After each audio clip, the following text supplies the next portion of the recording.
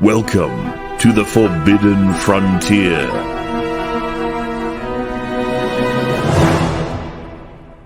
Let's get into Ben's pot. Yes. The meat I and have potatoes mine's of the downstairs. episode. Ben's pot stash. But these I are grabbed a couple screenshots. Yes. Especially of the vases. The radial transversal pattern.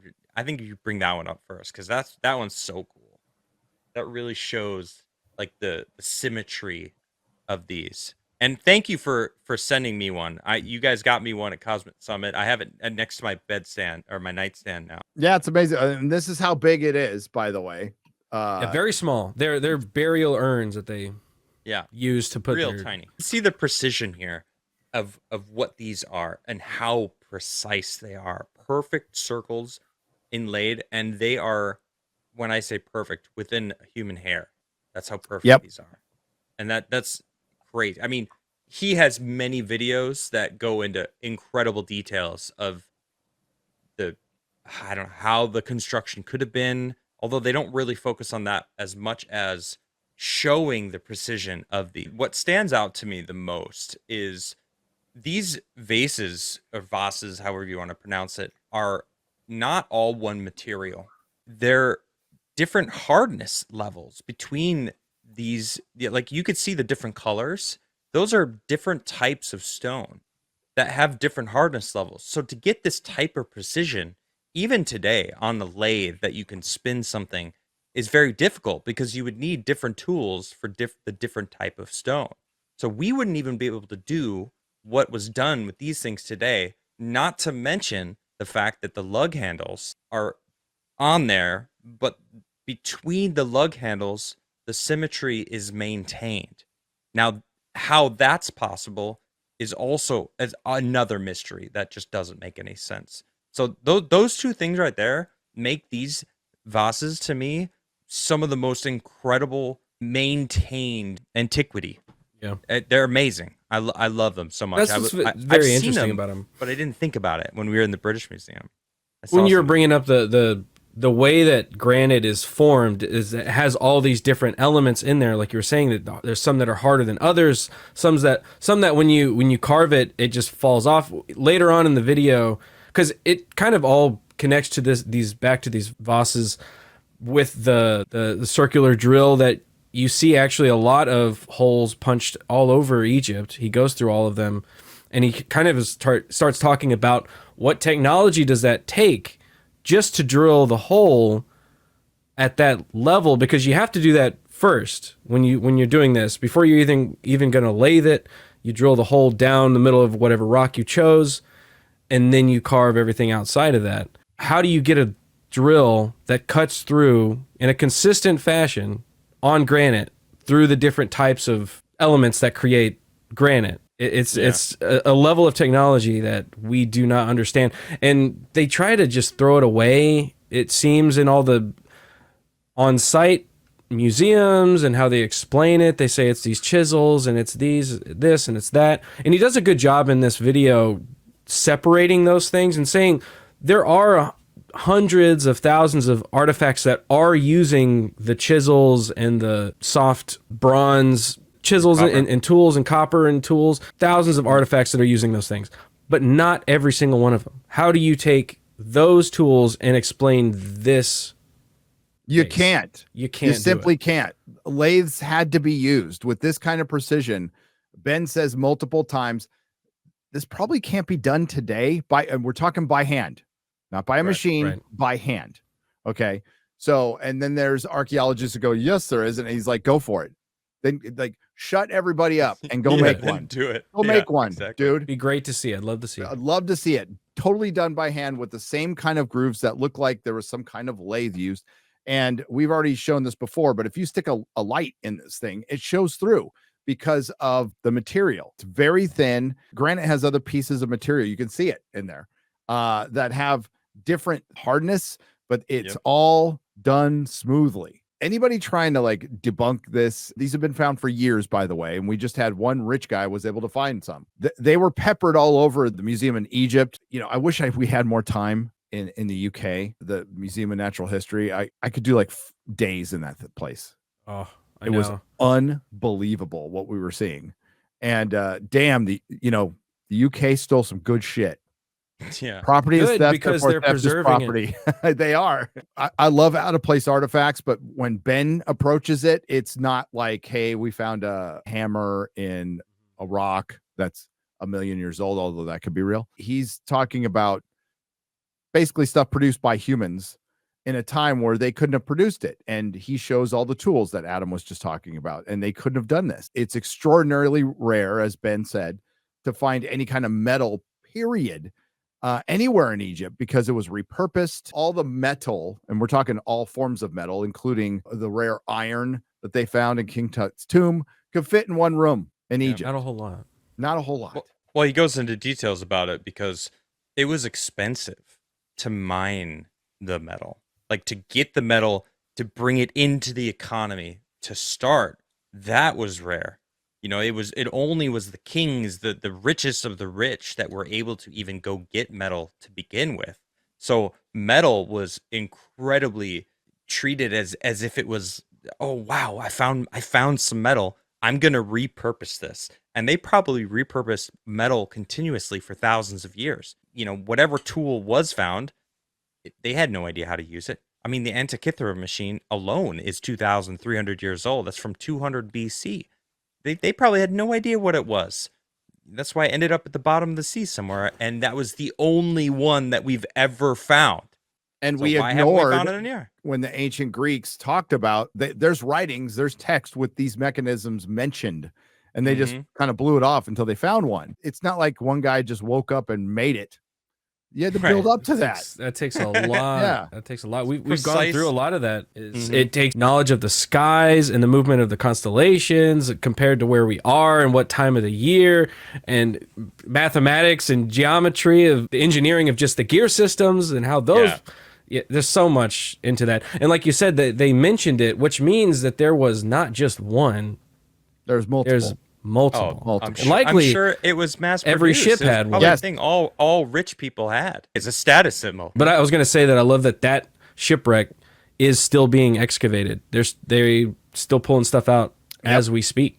I want to go down there. Yeah, it's so cool to say. Like, who knows? We could find other artifacts in that same shipwreck. Well, as Graham said, there is no underwater archaeology other than people looking for treasure. Look for treasure all day long, if that's what it's doing. But there needs to be like real archaeology. And they talk about funding. Well, it's hard to get funding when you're so institutionalized and so reliant on the state or getting students in, instead of like branching out into the free market of ideas and possibly finding ways to fund it, to do whatever the fuck you need to do to fund archaeology, or rely on some rich guy that you can talk to. You can get that middle class we were talking about. They would fund this stuff too. And what are these guys doing? They're doing tours that funds their research. They also bring people along. It helps pay for all this. It's a really smart way to do this. So back to the pottery. This is craftsmanship. This is artisans made this. They didn't just wake up and do it. This was passed down for years. It predates Egypt. Found, I think you said tombs. 15,000 years ago. Yeah. This is that burial site that's now underwater because the government built a dam. But in this area, they found thousands of these, which is interesting.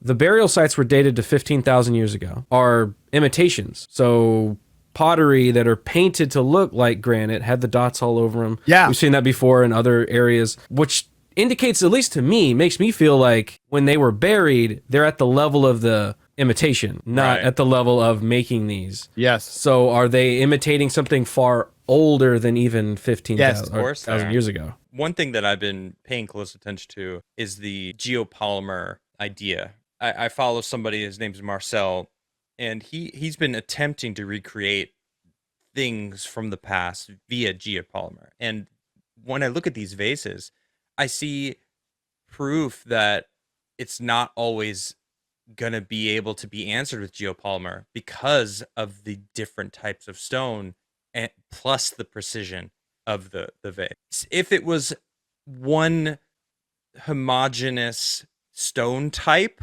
maybe you can consider it as an option, the geopolymer theory. But when you look at this and you have all the different types of stone within that marble, you can't do that with geopolymer. At least the geopolymer that he's attempting to show. I think it's disproving the geopolymer. I know that Ben's very much against it, but you look at these vases and it's just like this is solid granite. Correct. Yeah. We're not looking for the right things. If academia, if they're staying within their parameters of civilization is only a certain age, then they're not even looking for stuff. There's stuff that they may come across that they just edit out. But the most important thing is they're just not fucking looking for it. This is what Graham's been talking about forever. Get to the Sahara, get underwater. Like once the technology gets better, in the next 10 years, it's going to get light years better. Ground penetrating radar, LiDAR will get 1,000 times better. And we'll be able to find so much more, especially in the desert. And I say that because of the research that Jimmy from Bright Insight has been exposing, that these sites are now being owned by the World Economic Forum. They're actively trying to prevent the excavations of these sites. But think about a satellite that can just do it. Look underground. Yeah. Yep. I'm sure they have one already, by the way.